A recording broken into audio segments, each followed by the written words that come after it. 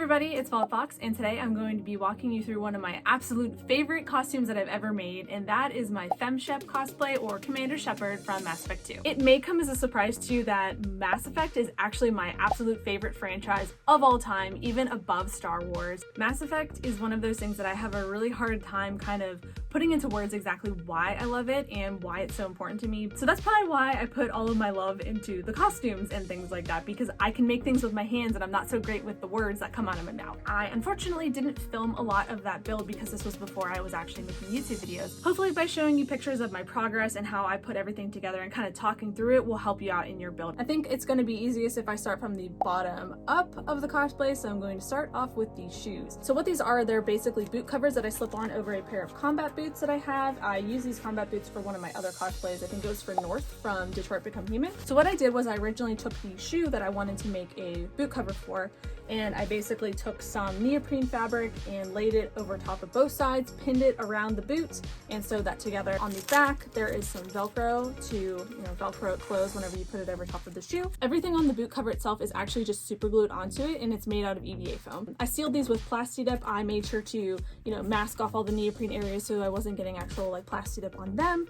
And then I just painted them with some metallic silver colors that I had. The only other thing that I did to these boot covers was I cut out the heel so that it would be give me more traction whenever I was walking in the snow, because these were for Katsucon and sometimes it'll snow at Katsucon. You can also probably apply some type of rubberized sole here as well. I didn't do that because I ran out of time and I ran out of money. Next thing I've got are the calf pieces as well as the knee armor. The base of this armor is actually just neoprene fabric similar to what the boot covers were. I just put some cling wrap around my leg, put some masking tape on top, and I was able to get a template for what my calves were like. These on the front are 2 EVA foam half dowels that I glued on. This bit around the top is just 6mm EVA foam, and I cut these slits in with a box cutter and just used my heat gun to open up the pores a little bit, and it made them stand out a lot more. And this right here is just the Velcro and knee point part where the knee armor attaches. These knee pieces, they look pretty easy to make, but for some reason I had just such a hard time making them. This is what they look like on the back. It's just 3 pieces of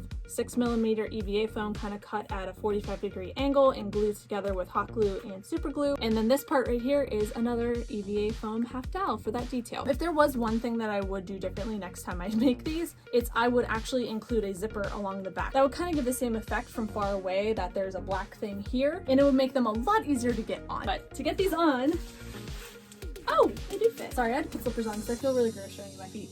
But you just slide them on and they sit there right there. And then you just put the Velcro and you Velcro on the knee pad, and then you go to some Reapers and tell them to get out, because I'm tired of dealing with Reapers, even though no one believes me that Reapers are real.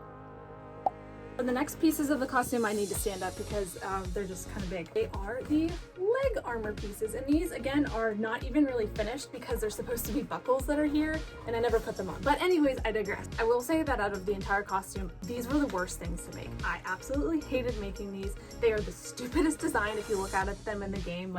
They sit on the outside of your thigh, and then they also have to wrap around to your butt, and then there's this piece on your butt that you have to make. Oh, it's so stupid. I took a cue from Random Tuesday, and I'll link her walkthrough of her N7 armor up in the cards, but she actually took some spandex shorts and glued her thigh pieces to them so that whenever you're walking and you pull them on, it's kind of like you have a big old space diaper, and they're always going to be kind of sitting and walking with you as you go along. So again, what I did to get this template for this on my body was I actually wrapped my one thigh in cling wrap as well as masking tape, and then just kind of drew the rough edges of what this should look like on my leg. These dart places are where I had cut the pattern so that it was flat to the ground, and whenever I actually glued them together with contact cement, they then formed this 3D looking thing. That's how I was able to get the curved look that kind of curves around my bum and all that stuff. This piece right here is actually just a bunch of EVA foam half dowels. Next piece I'm going to cover is the arm armor, and I'm going to kind of lump it all together from the shoulder piece to the bicep, forearm, and the elbow piece because they're all kind of interconnected in some way. So I'll start with the shoulder. So to get these, I again did the whole trick of putting some masking tape over top of the body part that I wanted to get a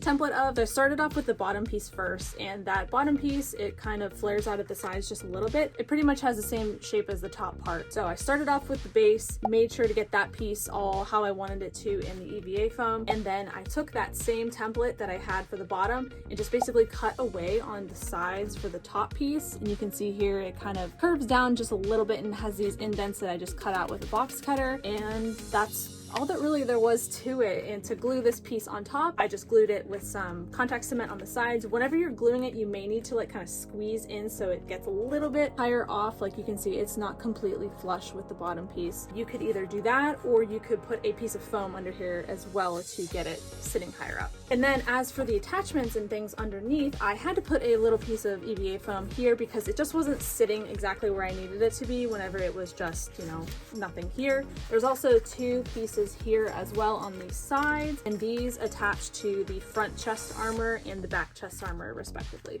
as well as this elastic band here with some Velcro on the bottom, and that attaches to the bicep piece. So onto the bicep piece. This was fairly simple. Again, I did the same thing with the cling wrap and the masking tape, and I created this bicep piece. There is a little slit cut here, and I will get into that here momentarily after I get through the forearm piece. The base forearm was pretty simple to get a template of on my arm, and I chose to make this part detachable with Velcro so that it would be easier to get on and off. This is just some 10mm EVA foam kind of stacked on top of each other. I cut out these grooves with a soldering iron, and everything on top of here was just Dremeled, so it was like nice and smooth and kind of fit back in with the actual overall aesthetic of the forearm. Now you're probably wondering what is going on with this whole forearm situation with the elbow here. I got this tip from Random Tuesday as well, and it's so you can get the elbow armor to kind of flex alongside with you whenever you're doing, you know, any kind of movement. All I did to do this was to take my elbow piece. This piece is just a piece of 10mm EVA foam that I Dremeled to get into the shape that I wanted. On the back of it is where the magic is, and I basically gouged an entire trench along the inside of this, put a piece of elastic in there, and hot glued the crap out of it so that it would stay there. So this allows for there to be some kind of flex on the elbow piece. Ends of the elastic, I've got pieces of Velcro on each end, and then each end of the elastic on these will go through those little slits that were cut into the bicep and the forearm, just like this. Once you have it pulled all the way through,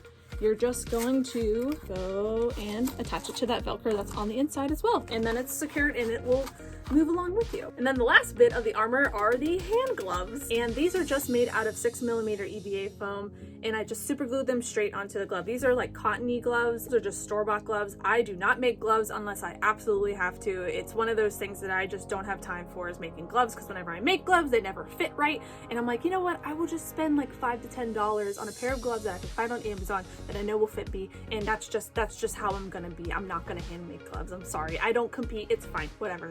Now for the back piece, I can't remember if there's something that I already said is my favorite part of this costume, but I love the back piece of the Mass Effect 2 armor. It is just so cool and just so unnecessary. Like, I don't know who is going to run around and be totally fine having like this stupid, you know, neck armor here. It's like, it's not mobile. It doesn't make any sense. But the entire base of this, again, was that Harbor Freight EVA foam. And this piece, this bottom piece, as well as the top here, they're actually two different pieces of foam. You can totally make this out of one piece. I found having a break here was kind of nice in terms of having a place for it to flex a little bit more. I actually didn't make a template for this. I ended up basically taking this collar piece that my friend Dell had. She was working on a Battle Sister, and they have the same kind of collar, so I kind of took her template, and I took the template and was essentially putting it on my body and cutting away from it until I got the shape that I wanted here. And I was doing the same thing with the back of it, except I was doing it on my dummy, and I found that just so much easier to do than trying to like tape myself up and make this a pattern. At least it felt like it at the time, but I just found like cutting away from it bit by bit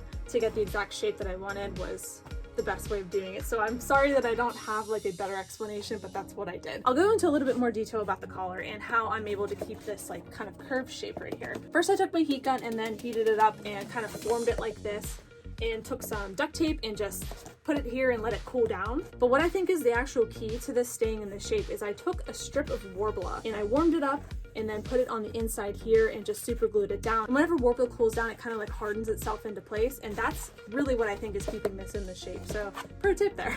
But these two things on the left and the right are essentially sandwiches of this exact same shape. In the middle, I have a spot carved out for some LEDs that I squeeze in there, and this white stuff in here is actually packaging foam, and I just stuck that in here.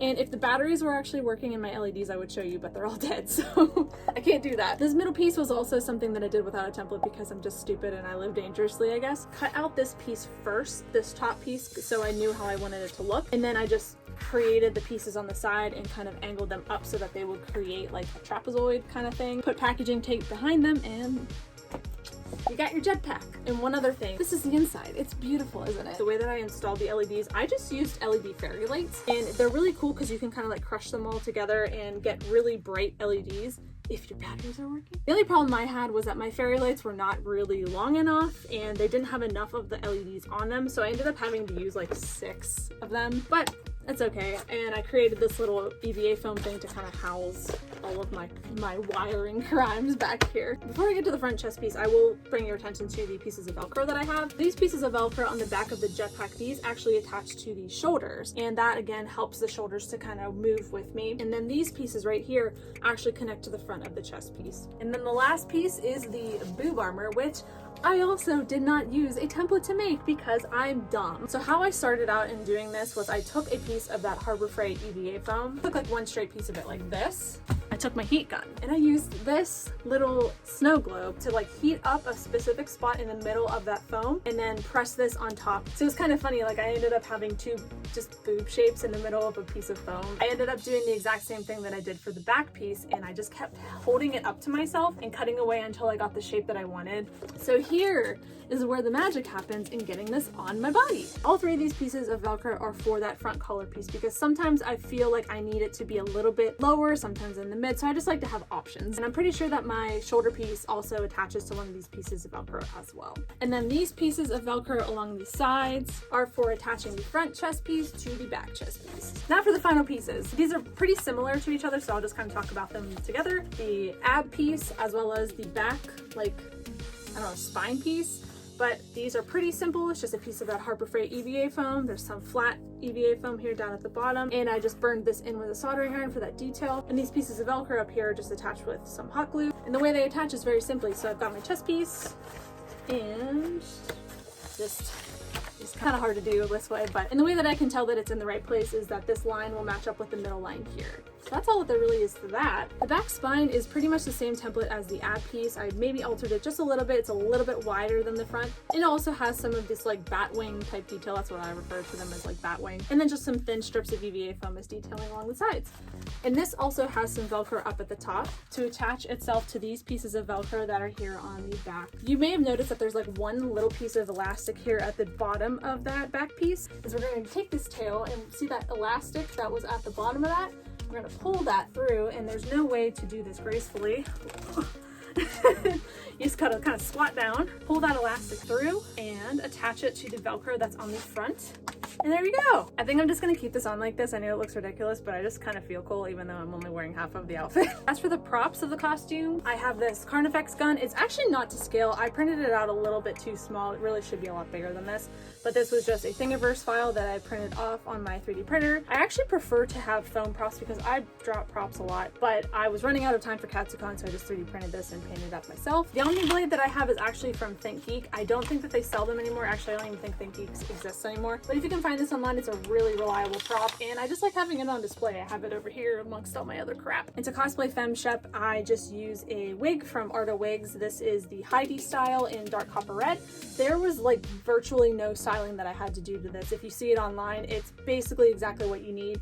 You might need to make the bangs a little bit more piecey if that's more your style, but it's a pretty solid FemShep wig if you ask me. Last thing I want to talk about is the paint job that I did onto this. I ended up using a bunch of different metallic silvers from Vallejo Game Colors, and I used the specific ones that are tailored for an airbrush. For the base coat of everything, I used a Vallejo Game Colors and chainmail silver for that. For the shadows, I used black. I just went back over with my airbrush with a Vallejo Game Color in silver to get highlights, especially like on the boob areas and like places that would really catch the light. I am so stinking proud of this paint job. Like it came together exactly how I wanted it to, and yeah, if you have an airbrush, definitely recommend going this way. As for the N7 stripe itself that goes down the right arm, I just used a Vallejo Game Color in red and in white to get that going on. I think that's everything, but oh no, there's one more thing. As for the undersuit, I decided to just kind of go simple. It's not screen accurate at all, but I didn't care. It's a half zip pullover type of thing with a high collar. As for the pants, I actually used a pair of Under Armour pants that I already had.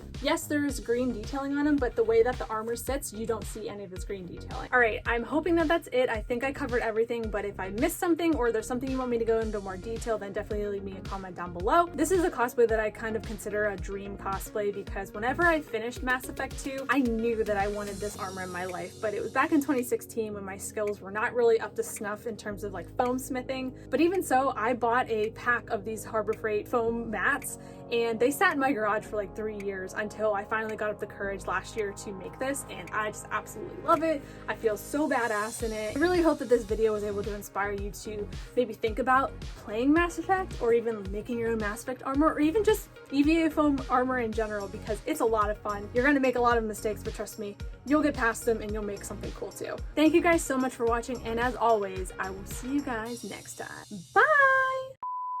See if I can still bend in this thing. Oh, too old for this shit. I need to clean off my lens here. Maybe I just look like shit. I don't know. That might be. I think I just look like shit.